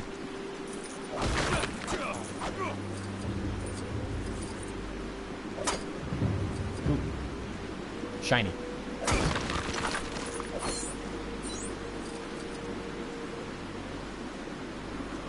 Ah, playing on the Switch. Yep, no trophies because Nintendo is really behind the times when it comes to modern things like, you know, a friends list and you know, good servers and achievements / trophies.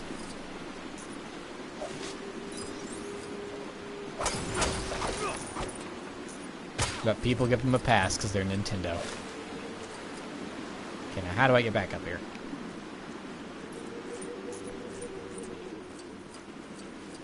What would my ranking of the ninja look like?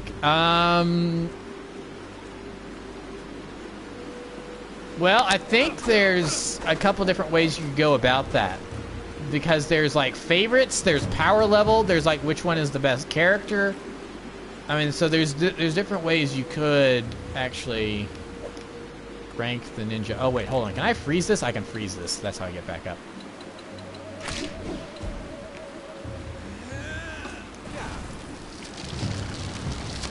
Yay, I'm smart. That's using your noodle.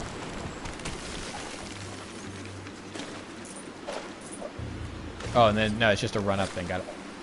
Okay, in terms of favorite,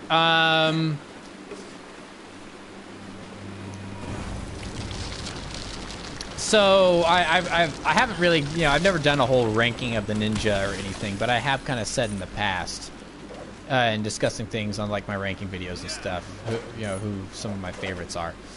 In terms of my favorite, I have a rotating list depending on mood, and I'm going to sort of kind of cheat here, and I am going to include Wu in the list of ninja, which I think is fair because I mean he's the leader of, I mean he's Master Wu, he's the leader of the team.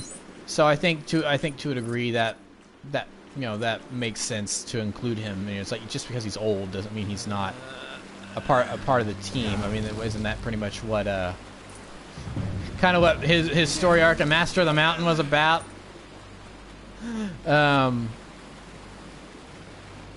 So in terms of, oh wait, I think I see. Okay, let's see if that's what that. Yes. Okay. Yeah. That's exactly what that. Yeah. No. I think I'm gonna turn that off. I mean, yeah. It's for just going through it. It makes things easier, I guess. But I think I prefer to do things the old-fashioned way, the way they're kind of intended.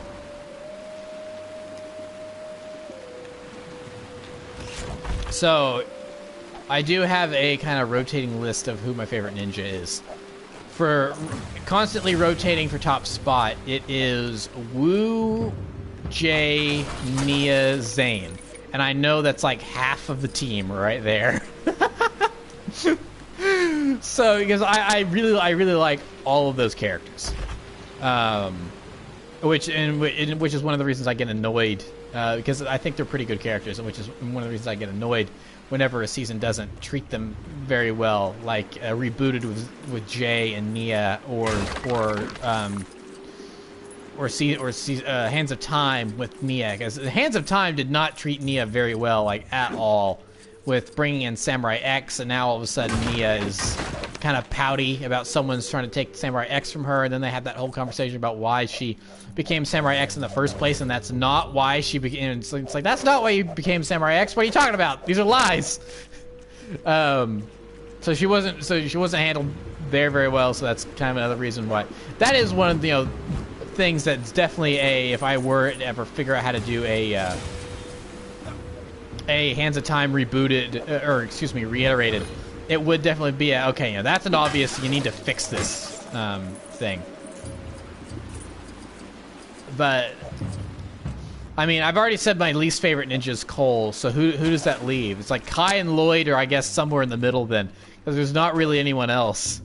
Because pretty much almost everyone else is. I will say that Lloyd is definitely above Kai. Lloyd is above Kai on that list. You're braver than I thought. Here, have a gold brick. I can afford to give you one now. I've got all these totally worthless power crystals. Yeah, totally worthless power crystal, sure. So, yeah, I think from bottom to top, it's Cole, Kai, Lloyd, and then you get into really, it's like, well, I mean, how can I choose here? It depends on mood, Zane, Jay, and Nia Wu. So here, Glucko, if Ninjago City was real, would you live there? No. I would maybe want to visit on the occasion, but to live there, no, I don't think so. Mostly because it gets attacked on the, pretty often. So it's like if you live in the Marvel universe, don't live in New York City. Just don't, because there's always stuff going on there.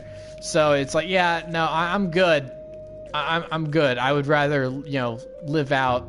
It's like, in all honesty, I actually would kind of like to live in Styx.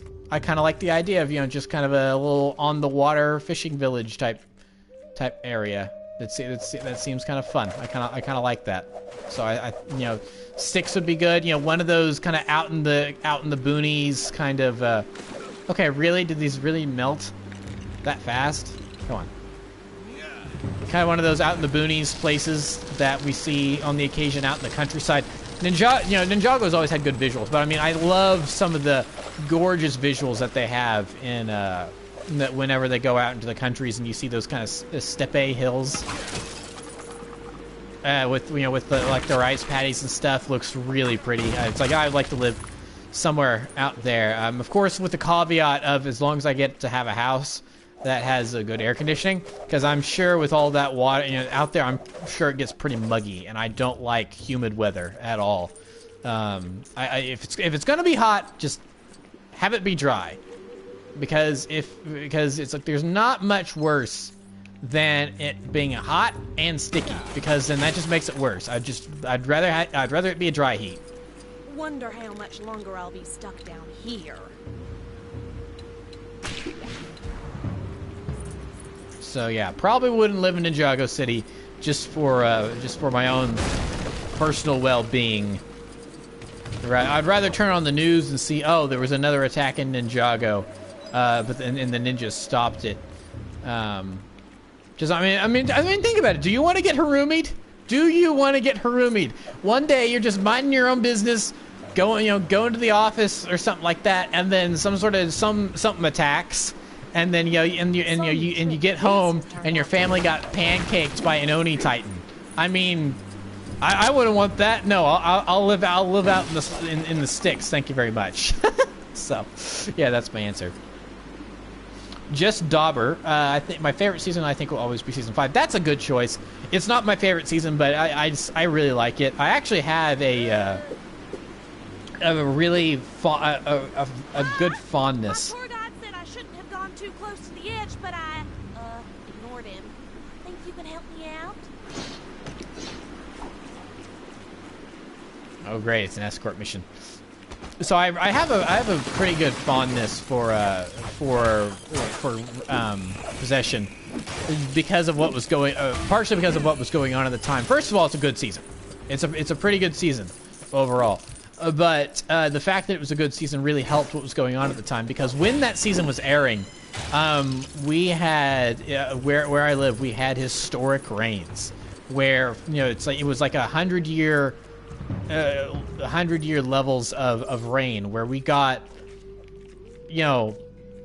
I think 20 inches of rain over the course of like 6 hours. I mean, it was a torrential downpour, a lot of rain, and where I live is landlocked. I live in the smack dab middle of the United States, so we don't have to worry about hurricanes, or we have to worry about tornadoes and stuff, but we don't have to worry about hurricanes or anything like that, where we usually have to worry about these tropical storms or anything. So the amount of rain we were getting was just unprecedented. The first time in 100 years we'd gotten that much rain, and because of that, the ground was just saturated with water, so much so that it couldn't hold it. So I wake up in the morning one morning, and there is not standing water, but there is water in my room, and I live in the basement of my house, and then walking around, and this is like 5 in the morning, and it's like my room is all muggy. Going on again about how the room was muggy, and not liking muggy weather. The room was muggy. I woke up at 5 in the morning because of that. Next time, I'll take a vacation in NinjaGo City. Nothing bad ever happens there. So, what was I just saying about NinjaGo City? What was I just saying about NinjaGo City? That's so funny. So yeah, I woke up at 5 in the morning because my room was all muggy. I'm like, oh, that's weird, and I started feeling my bed sheet because I had kicked it off in the night, and so I picked it up and put it back on the bed, and it was wet. And I'm like, I did not pee the bed. I did not wet the bed at how old was I? I was like 16 at the time. So however old I was in 2015. So I'm like, I did not just pee the bed. And then I'm like, no, that's not it. So I got up, and I'm like, what's going on here? And then I realized that the floor was wet, and then I walked out of my room, and then the floor was wet in other places in the house, and oh, I need dynamite for that. I don't have a character that's dynamite. And then I realized, oh no, the basement has flooded, and so I had to go upstairs and get my parents and woke them up, and then we had to get things off the floor, move them upstairs. All of my Lego stuff was downstairs in my film room and stuff, so we had to move that all upstairs, and it's like it was not a fun way to wake up. And then, I wonder if Ed would maybe have dynamite. He would be the kind of character I feel like would have. Nope, he does not. So it was not a fun morning. And then I had to live out of the guest room for like a month, something like that, because then the basement was carpeted, so we had to have people come in here and get the basement dry. Then we had to have other people come in, and they had to rip up said basement. Yeah, I do not have dynamite. Okay, so hold on. I haven't checked out Samurai X. Maybe Pixel will have some. Nope, no dynamite. Dang it. So so they ripped up the carpet, and then they had to put in tile, and then so now we've got tile floor in here it's partially as a precaution, in case. Oh, what the heck? Okay, that's not what I was expecting her to do. I know she's the master of form, but I wasn't expecting a skeleton person. So yeah, it was.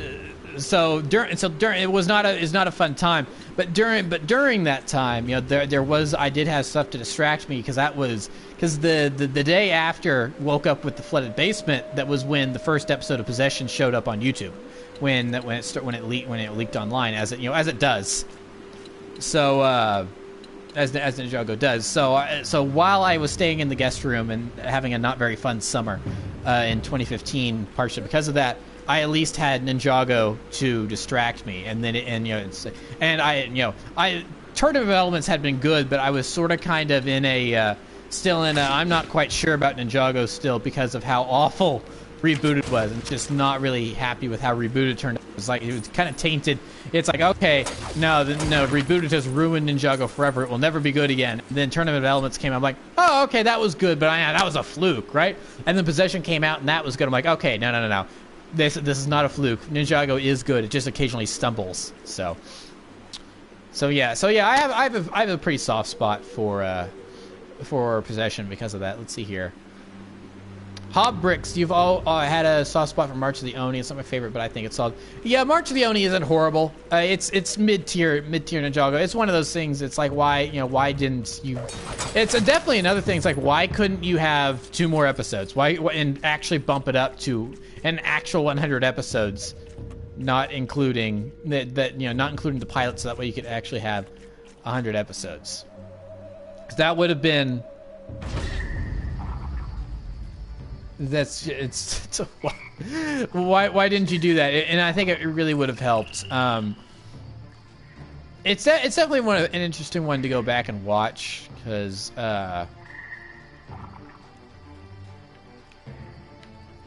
see, I wonder where another one of those dojos is, because it's the 4 episodes, but then it's also ooh, Savage Skyship. That's got to be Nauticon, right? Awesome. So it's definitely got to be. It's yes, Nauticon. Oh, and it's Jay and Nia. Perfect. So yeah, it's like, why didn't you bump this up to an actual 100 episodes and draw this out a little bit? But I mean, that's the thing. Tommy's always said, they can only do what they're given the funds to do, which is why the island was only a 4-episode special. And that's unfortunate. So, all right, Misfortune's Keep and everything. This is awesome.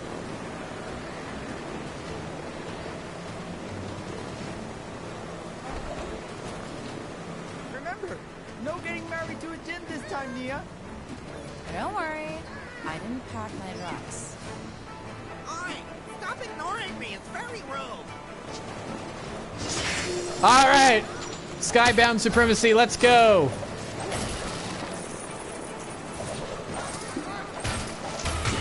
Time for a good old game of Scrap and Tap.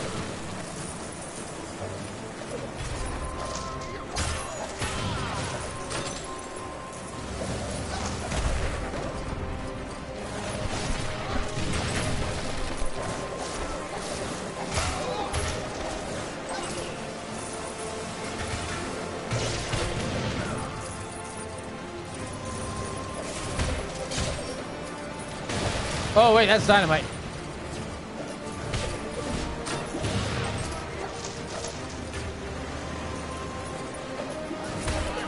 Flintlock's flying around in his little jet thing. Dropping dynamite. Not cool. Oh, yeah, here. Oh, no, it's not Flintlock. It's the Lady Pirate. That's not Dogshank. Oh, there's now suddenly less floor.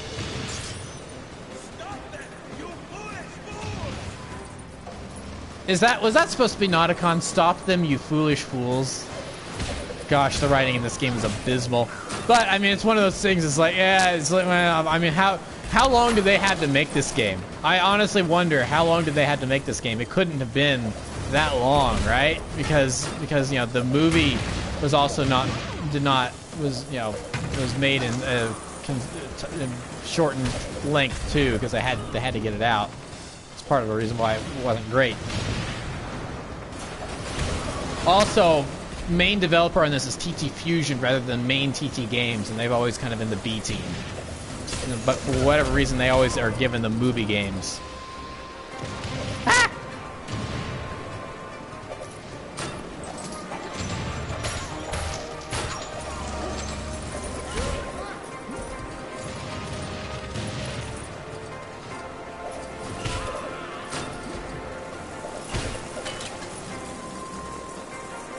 Okay, where's the last guy? Are you hiding? I'm gonna lose my combo. Oh. Wait, did he fall? He fell off the edge and died. Ha!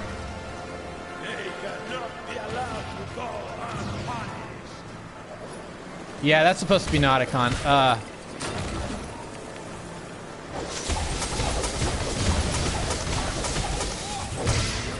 Woo! Let's go.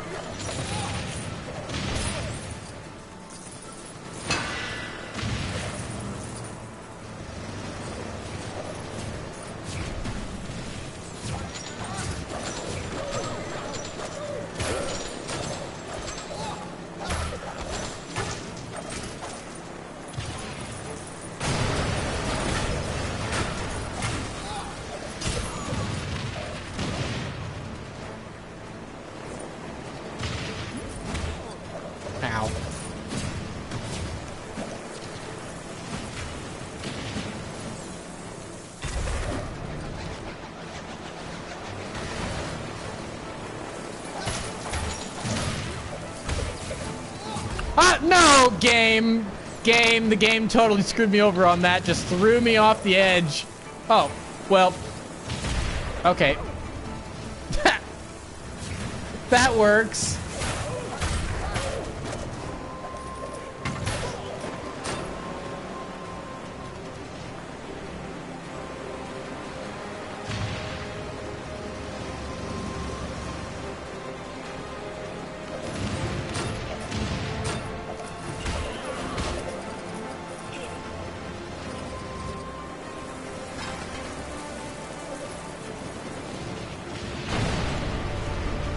Stop throwing explosives. It's like, where?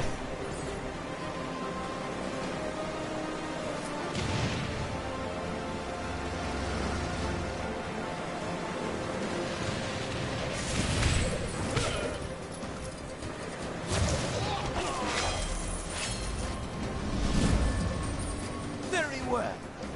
I shall attend to you myself then.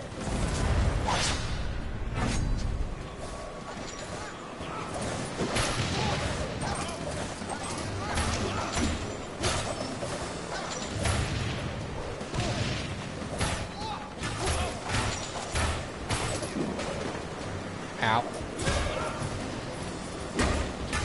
Do you really imagine you can triumph over me?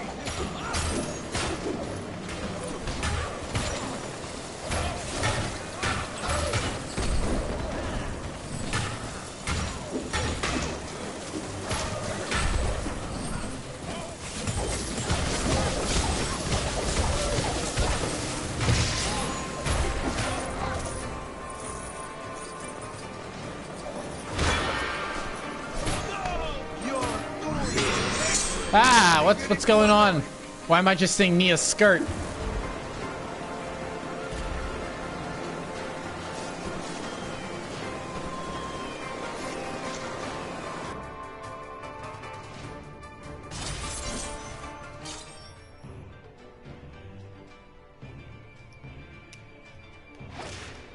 Okay, I didn't get completely all the way through that like on some of the other dojos. Partially because of how the layout was, which is kind of annoying. Got a gold medal at least. Maybe hopefully that'll at least get me Nauticon. Hey! Yay! I got Nauticon at least. Wonder if I could use this Jinn magic on anything in the game.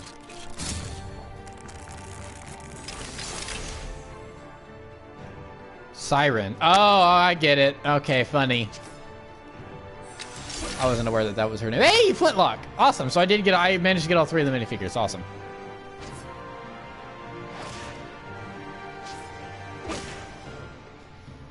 See here, just dodge. So sorry, I was ignoring your comments. I was kind of into the combat there. Just Dauber. I always viewed the Oni trilogy as one big season, so I usually don't look at them individually. I mean, yeah. I mean that it really is kind of.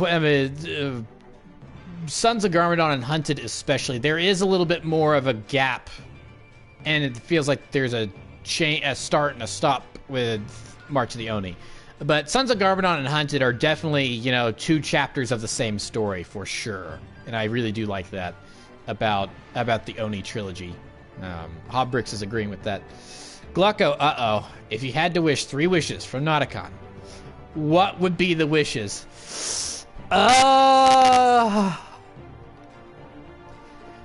Gosh, because that's because it's not like Robin Williams' Genie from Aladdin, where you feel pretty safe in what you're wishing. You really gotta watch your wording with that, because knowing Nauticon, I would want to do something along the lines of say to him, "I wish you would leave me alone," but Nauticon would easily be able to flip that, and he would like put me in the middle of nowhere where I'm just, you know, in a desolate place where I'm gonna starve to death or something, and that's gonna force my next wish that he's gonna somehow, you know, twist. So that would be a problem. It's like, that's one of the things that makes Nauticon so scary as compared to some of the other Ninjago villains is just his his manipulative side, where it's like the only.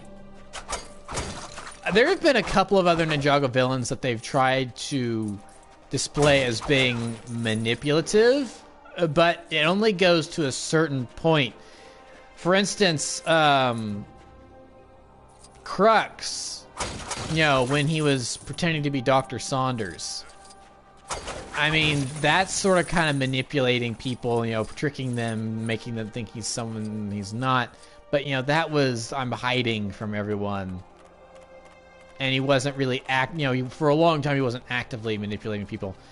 Scales in season 1, he manipulated General What's-His-Face, whose name I can't remember because, he was only General for like 2 episodes before Scales usurped him. And so it doesn't matter. And he's never been seen nor heard from again. So that would be kind of a dark thing where it's like Scales is like, yes, now it's like, now that I am General, it's like, I want to give you a nice compensation package for taking your job from you, and then he just like boots him off a mountain to his death or something, just so that way he doesn't have to worry about him coming back. That'd be hysterical. It's dark, but it's hysterically dark. It's like, oh wow, okay. It's like that's because that's one of those things. It's like, and that's that's one of those things. That's why Starscream would never actually ever be able to take over the Decepticons from Megatron, because he probably wouldn't be smart enough to do that. But, so, I mean, yeah, you have a couple villains that they try to portray as being manipulative, but Nauticon really is. He really is. It's like super manipulative. He's smart. He uses your own words against you. So, I have no idea what my other wishes would be, because it's like, I don't know if I would even survive the first one. So, it's like, I mean, even Zane. Zane tried to be careful, but even Nauticon even got the best of Zane. So it's like, that's one of those things that makes Skybound so good to me is just the systematic elimination of the ninja, and the fact that they are just taken out one by one, which is something that Prime Empire repeated, but it didn't do it as well, and it wasn't as impactful because it's like, well, are these guys even really gone? When when they got cubed or whatever, there was a little bit of you probably thinking, it's like, well, I mean, can they be brought back? Maybe you're assuming that they're going to be able to be brought back. But when they were captured by Nauticon's sword, it's like, oh, I can feel their souls or whatever. It's like, I'm not sure these guys are coming back anymore. It's like, how can they be brought back? I don't know. So it's like, that's just one of the things that made Nauticon so scary and such an effective villain, was his manipulation and the fact that he actually won for the most part. He was actually like, a hair's breadth away from winning, and it was Jay speaking from the heart that managed to get for them to claim victory. So that's definitely one of those things where I am eager to see if they will bring him back. I kind of hope they do. Excuse me. I really hope. Oh, I should have. Oh, wait, I can.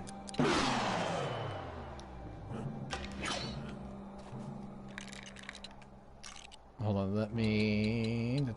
because I have him now. Speedy boy. No, that's...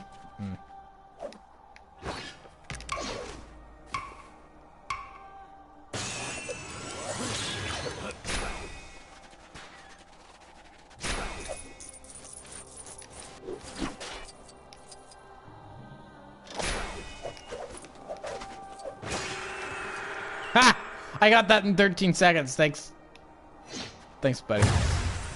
Let's see here. Favorite Ninjago moment you don't see people talk about. Mine's Pythor charging on the... Yes, Rodrigo! B3, Rodrigo! Yeah, Tiny Pythor was so good. I loved that whole thing with Tiny Pythor and running on the rat with the spell book.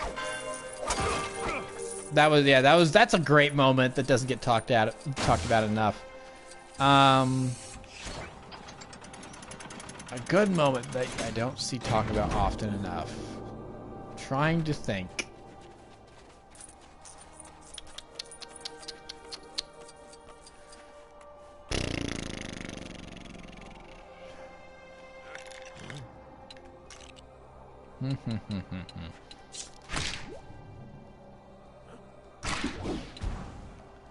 Well, I mean,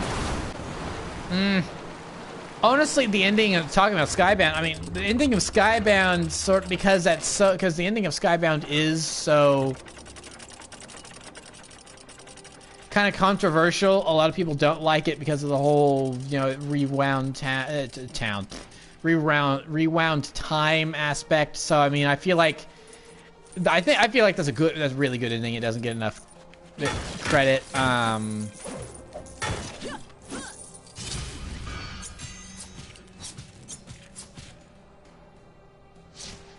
Oh, okay. Honestly, at this point, I feel like it doesn't get talked about enough. A lot of the stuff Wu and Hunted, where he's like young Wu and Hunted. That's something that I don't really see people talk about a lot, and I loved all that stuff. Like how to build your dragon or whatever. Obvious pun on how to train your dragon. That is its own reward. But here, have this anyway. That stuff was really good, especially when he was progressively getting older, and then of course when he got his memories back and his little mustache grew in, and Jay's like, he grew back his mustache, and it's like so happy. It's like that stuff is really good, and I don't, and that stuff was talked about at the time, but I don't really see it talked about much anymore. So yeah, I think that's my answer about stuff that's not talked about often enough. That's really good. Would you say your ranking of the seasons has changed substantially at all since your video, besides 5 new seasons have come out since then? It's changed for sure. I wouldn't say substantially. Like, substantially is like, all the seasons that were in my top 3 are now at the bottom or something. It's like I've really rethought my stance on some of these things, or it's like, every season that's come out since then have been so good that my top 3 seasons are now more in the middle. So no, so that hasn't happened, so I wouldn't say it's substantial. I think maybe my top 3 has changed a little bit. I think for right now, I think it is Skybound in number 1, followed by a toss-up for Sons of Garmadon and Seabound. I think that's kind of my top 3 as of right now. And the reason I'm saying it's a toss-up for second and third place with Sons of Garmadon and Seabound is because, I mean, Sons of Garmadon it's Sons of Garmadon. I mean, come on. Such a good season. It's especially because of the time. You come in... You come in right after the movie, and it's like, is this even gonna be good? You don't know, but then it turns out to be great. So, but it does end on that cliffhanger, which it does want you to immediately go in and watch Hunted and get you pumped for what's next. But it's still not a conclusion, a really because it's as I said, as I agreed a minute ago, Sons of Garmadon and Hunted are really one story split into 2 chapters. So it does I would say that is sort of kind of a quote unquote knock against it. Not really though. But Seabound, Seabound is a conclusive story. And it has a really, really strong ending. It has that not as well liked 11-minute format, but it still does have a lot of good. It's a top 3 season, and it's just really, really well executed in most places. So I mean, yeah, I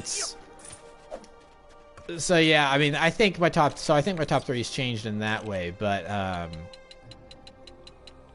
I wouldn't say the list has drastically changed, and that's another reason why I haven't really felt the need to go through and do it's like all right, here's a new season is out, so here's my new ranking or whatever.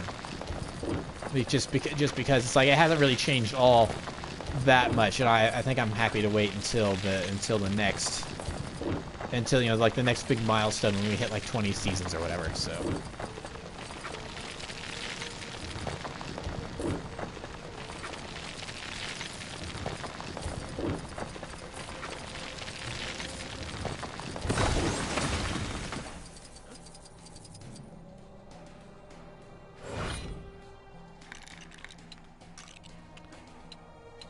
see here really quick, since I haven't. Poof. Oh, okay. That's kind of funny. He's got the piece there for his lower torso. It's kind of transparent. It looks funny. Nauticon has dynamite. Okay, awesome. Nauticon has dynamite. Okay, now I can do some of that stuff. So that's good. So.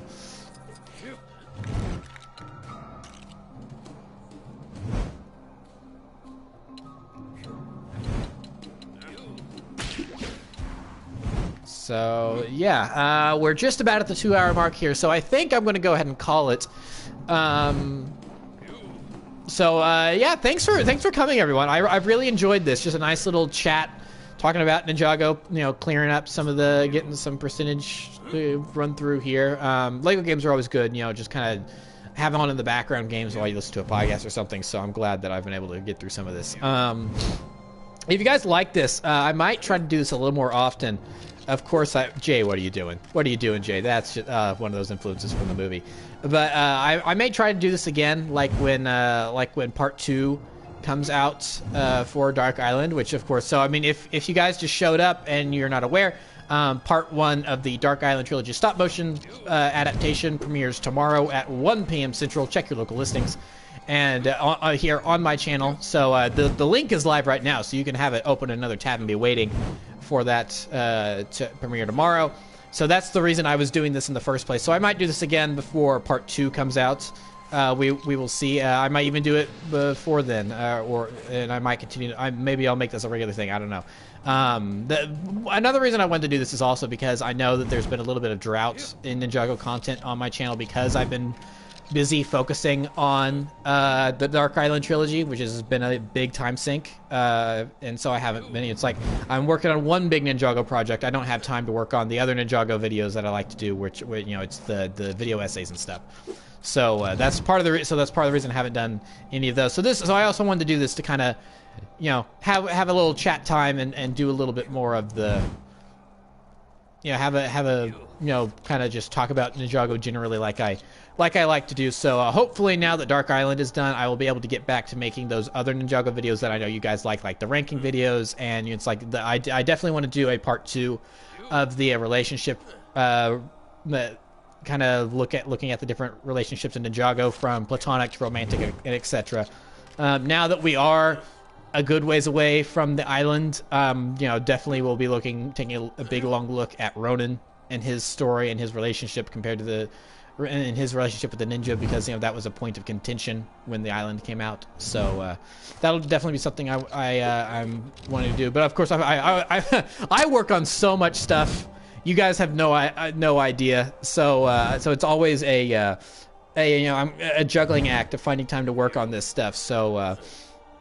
So yeah, this will be the end of the stream. I hope to see some of you guys here for part 1 of the Dark Island trilogy tomorrow, and maybe I'll do this again sometime soon. So thank you for watching. Remember to like, comment, subscribe. All that stuff will be in the description below after this stream is over. You can check out my other videos on my channel, of course. So if you are new here, please subscribe. I do a lot of Ninjago content. I also do other content that you might like, including stuff with Transformers and Star Wars, Lego General, some video game stuff. So there's plenty for you guys to poke around and see what you might like here. And yeah, I had fun. I hope you guys had fun, and I will see you guys next time. So thank you for watching. Goodbye.